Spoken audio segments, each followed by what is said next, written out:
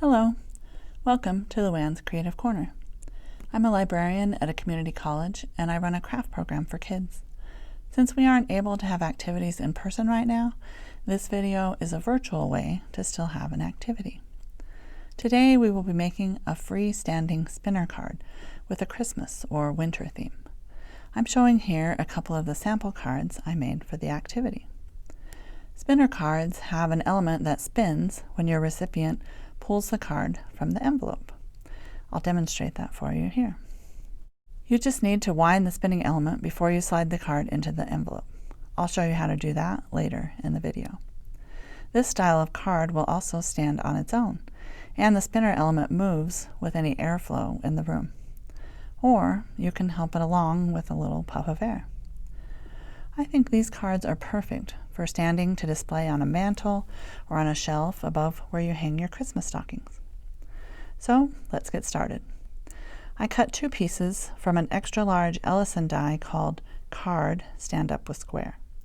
The die cuts 3 dotted fold lines and 2 square openings into the paper. The dotted lines make folding very easy.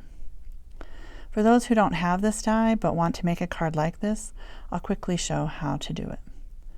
Cut 2 pieces of cardstock to 9 inches by 6 1/4. Score at 2 1/4, 4 1/2, and 6 3/4. My scoring tool didn't go all the way to 6 3/4, so I just turned it over and did 2 1/4 on the other side.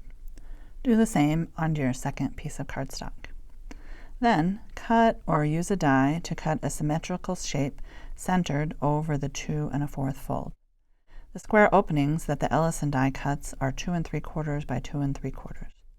You can use any symmetrical shape you like, such as a circle or even a heart, although a square shape does make a nice open frame for your spinning element, and it's easy to cut if you don't have dies and a die cutting machine. Cut your shape from some scrap cardstock and then fold it in half to find the center. Then center it on that first score line and draw around it. Now cut the shape out of your card. To cut your second opening, fold the card in half so that when you cut the shape again over the 6 3/4 fold, it matches the first opening exactly. And when you cut the shapes into your second piece of cardstock, make sure to line up the edges exactly so that both pieces will match up when you glue them together later on. You'll also need 2 symmetrical shapes for your spinner element. Make sure the shape you choose is smaller than your window. You could also use 2 Christmas stickers. I felt like it was easiest to decorate the pieces before they were assembled. When you do that, it's important to know which part will end up being the front of your card and which will be the back, especially if you want to leave room on the back to write a message. Just know that the front and back will be on the same side of your panels. You can decorate your card however you would like. If you have Christmas stamps, stencils, and stickers, those will work great. I thought I would show here a few ideas for decorating using markers, a highlighter, a ruler, and a few sentiments that I printed. To draw some holly, start with 3 small circles. The leaves are just 3 curved lines on each side with a straight line in the middle.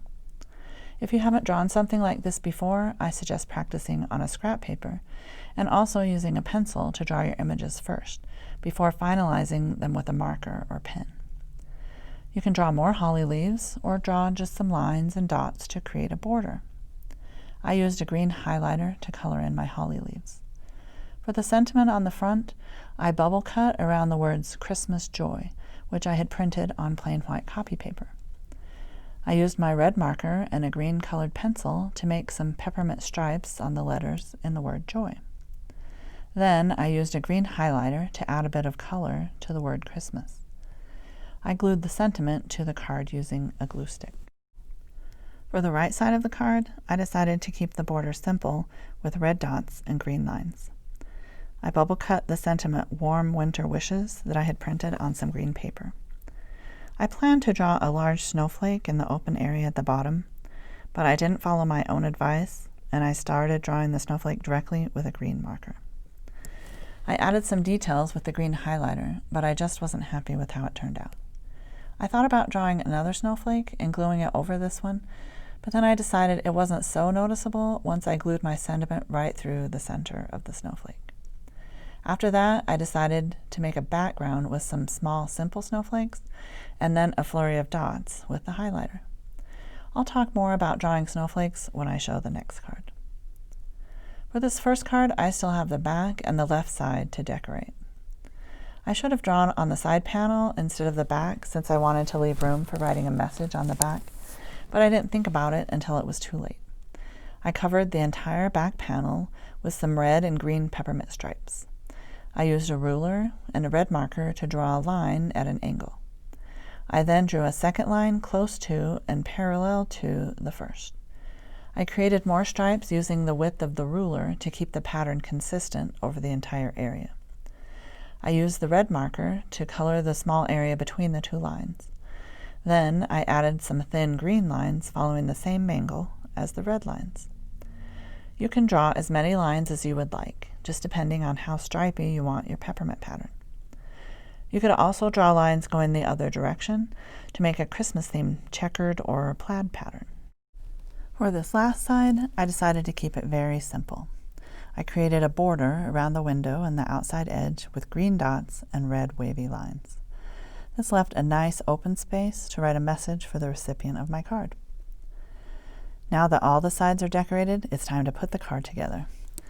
I separated one strand from a 6-strand piece of floss, which was cut to about 5.5 inches. On the back side of one of the cardstock pieces, using the fold line for placement, I stretched the floss vertically across the window. I used tape to secure it to the top of the window. I then folded down the excess floss and taped it again. This ensures that the floss will stay firmly attached. I then stretched the floss tight across the window using the fold line to make sure it is straight and taped it along the bottom of the window. I again folded the excess and taped it a second time. My spinner piece for this card will be an ornament shape, which I punched from some fun Christmas pattern paper. I slid one of the ornament shapes under the floss with the back facing up. I lined the floss up with the center of the ornament and used a small piece of tape to attach the shape to the floss. I then used a glue stick to attach the back of the second shape to the back of the first, making sure to match the edges of both shapes as closely as possible. Be careful not to pull too much on the floss while you're doing this. Now it's time to fold both pieces and glue them together. The folds closest to the ends are both valley folds, which means they are shaped like a V when you're finished. When I did my first fold, the sentiment came loose in a corner, so I added a touch more glue there. Your spinner piece shouldn't get in the way when you fold where it's attached, just be careful not to pull on it. The center fold is a mountain fold, which folds up like a mountain, opposite to the direction of the valley folds. When all 3 folds are completed, your cardstock will make an M shape. Do the same 3 folds with your second piece of cardstock, 2 valley folds on the ends and a mountain fold in the center. When you place the 2 pieces back to back, you can start to see the shape of your spinner card. For this card, I used a glue stick to show that it does work. Wet glue gives you a little time to adjust corners and edges to make sure they match. If you're using a glue stick, just make sure to apply a lot of glue to the back of half of a section next to the center. If you have much airflow in your room, glue from a glue stick will dry very quickly.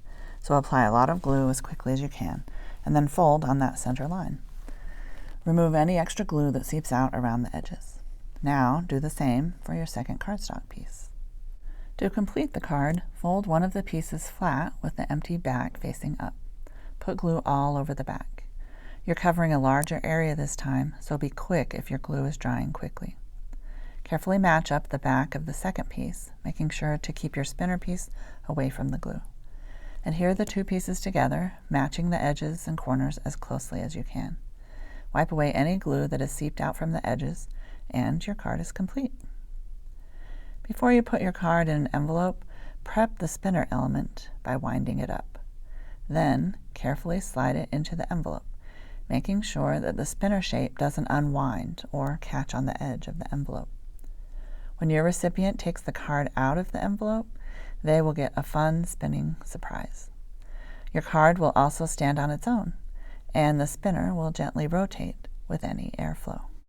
For my second design, I stamped all over the front panel with a variety of snowflake stamps. I'm also showing here that whichever side you designate as the front, the matching side of your other piece is the back. For my back piece, I wanted to take another crack at drawing some snowflakes. Simple snowflakes are quite similar to the spider web I showed in my last video. There are many places that you can get inspiration for snowflakes. Look around. Maybe you'll see some in your house right now. I'm using this mug for some snowflake inspiration. If you've never drawn snowflakes before, you could practice a bit on some scratch paper first. But don't feel like they have to be perfect before you start drawing on your card. My snowflakes are definitely not perfect, but in the end, I liked how they all turned out. To draw a simple snowflake, start with one straight line, then draw 2 lines, each at an angle going through the first line. What you've actually drawn is an asterisk, but it's also a very simple snowflake. You can stop there or add some dots, lines connecting those lines, 2 lines coming out at an angle from the end of each line, or all of the above. Fill the space with a variety of designs and sizes of snowflakes. When you get tired of drawing snowflakes, fill in the empty areas with some small circles and dots for tiny snowflakes. Don't forget to leave a space for a message. Your recipient will love the personalized card with snowflake images you drew yourself. For this snowflake-themed card, I had some holographic snowflake stickers that I bought some time ago from Amazon. I thought they would make a really nice spinner element. I assembled this card exactly like the previous card with one addition. I worried that the stickers might be too thin and flimsy by themselves, so I added a small circle of cardstock to the center. Using stickers meant that I didn't have to worry about glue or tape for this part of the card. The holographic snowflake stickers make a very shiny spinning element. It doesn't capture well in pictures or even on video, but in real life they're very stunning as they catch the light. For this card, I used Aleene's tacky glue to assemble the pieces. Elmer's glue or any kind of wet glue that you have on hand would work too. Just be sure to keep glue away from your spinning element as you put the pieces together. Wet glue gives you a little time to adjust corners and edges and make sure they match. And as you saw with the previous card, you can use a glue stick if that's what you have on hand. Just make sure to apply enough glue that your card will stay together. When your card is finished, make sure you wind up that spinner element before you place it into the envelope. With these holographic stickers, when the card is removed from the envelope, the spinning surprise is very fun.